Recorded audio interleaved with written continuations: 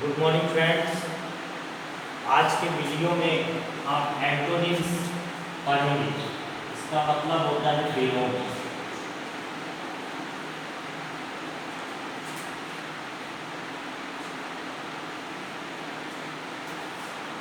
Antonyms इसको हिंदी में बोलते हैं विलोम।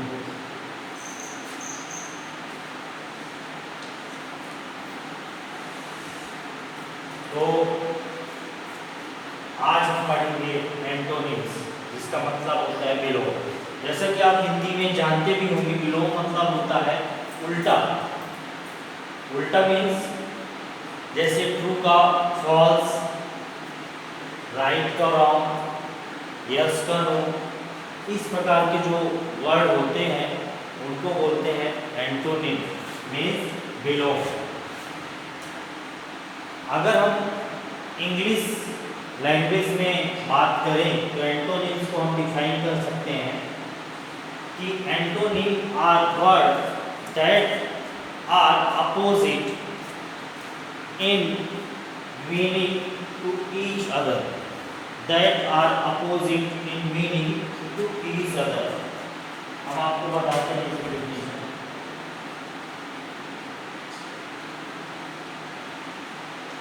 एंटोनिम are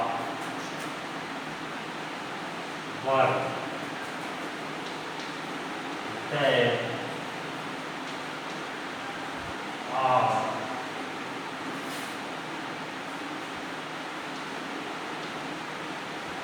opposite in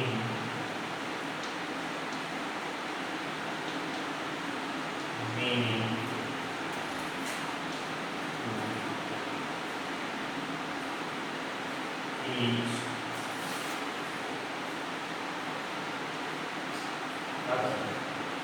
इसका क्या मतलब हो गया कि एंटोनिम आर वर्ड क्या है? वर्ड है that are opposite in meaning to each other, जो एक दूसरे के अपोजिट होते हैं,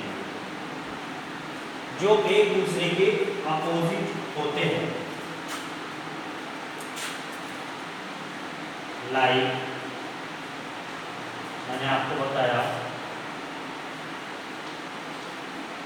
ट्रू का फॉल्स, यस का नो,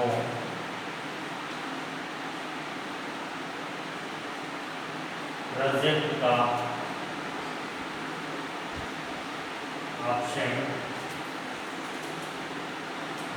इस प्रकार से ये एंटोनिम बोला जाता है। एंटोनिम के बारे में अगर आपसे पूछा जाए तो एंटोनिम आप बताओगे antonym are word that are opposite in meaning. Antonym are word that are opposite in meaning to each other. Like example इसका हमने दिया है, जैसे ट्रू का फॉल्स, यस का नो, प्रेजेंट का ऑप्शन। तो मैं उम्मीद करता हूँ आपको बात समझ में आ गई होगी कि विलोम को जैसे हिंदी में अपन विलोम जानते हैं उसे इंग्लिश में बोलते हैं एंटोनिम। एंटोनिम एक ऐसा शब्द है, ऐसा वर्ड शब्द है जो एक दूसरे के अपोजिट होते हैं।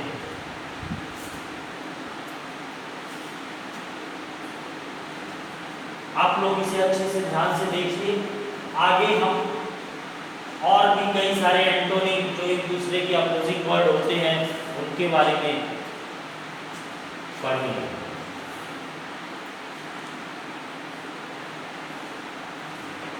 जैसे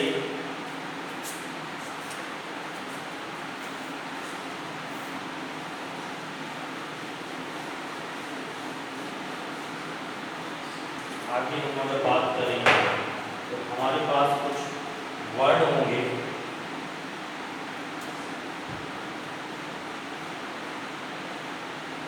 वर्ड, और हम उसके एंटोनिम के बारे में बात करेंगे।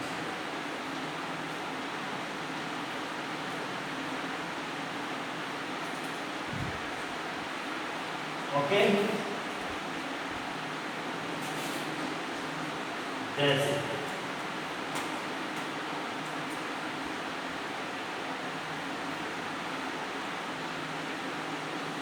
एबोव एबोव हो गया, जैसे एक्सेप्ट हो गया, जैसे एडमिट हो गया,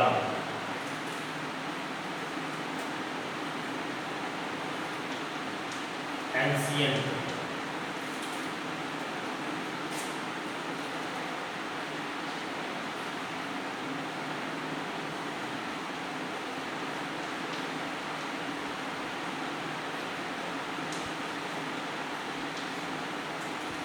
प्रेटी या ब्यूटीफुल।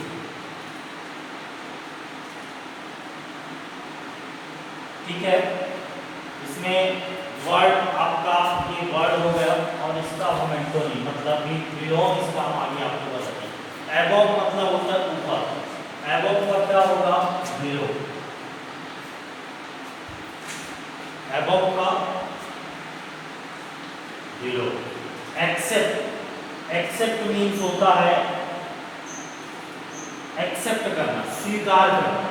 ठीक है, तो एक्सेप्ट का जो हो जाएगा वो या तो एक्सेप्ट मतलब स्वीकार, एक्सेप्ट मीन्स स्वीकार, तो इसका एंटोनिम हो जाएगा रिजेक्ट। एडमिट, एडमिट मीन्स होता है एडमिट करना, मतलब एडमिट का मीन्स होगा प्रवेश, एडमिट होगा या डिनाई होगा। एंशिएंट, एंशिएंट मीन्स होता है बच्चों प्राचीन, एंशिएंट मीन्स होता है प्राचीन, तो इसका जो एंटोनिम होगा वो होगा मॉडर्न।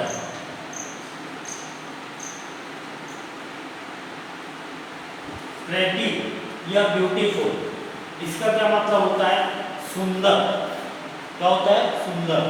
इसका जो एंटोनिम होगा वो होगा अगली।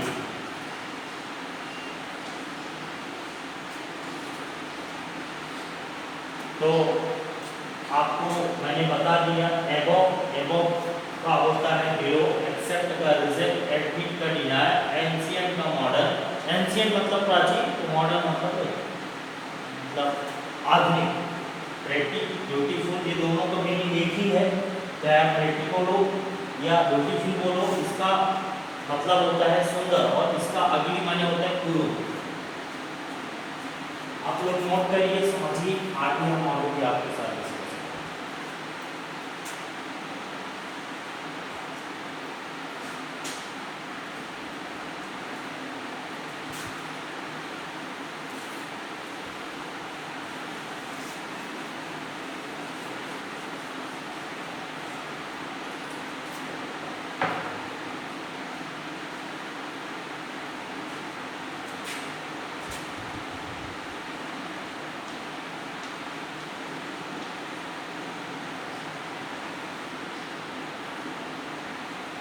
word by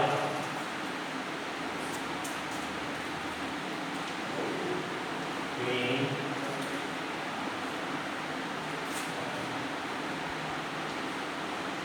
correct. आपके सामने चार हमने लिखा है, बैकवर्ड, बाय, क्लीन, करेक्ट,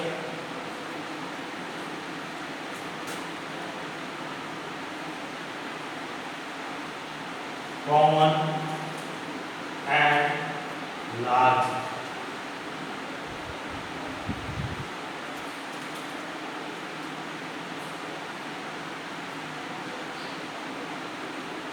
तो एक एक करके हम इसका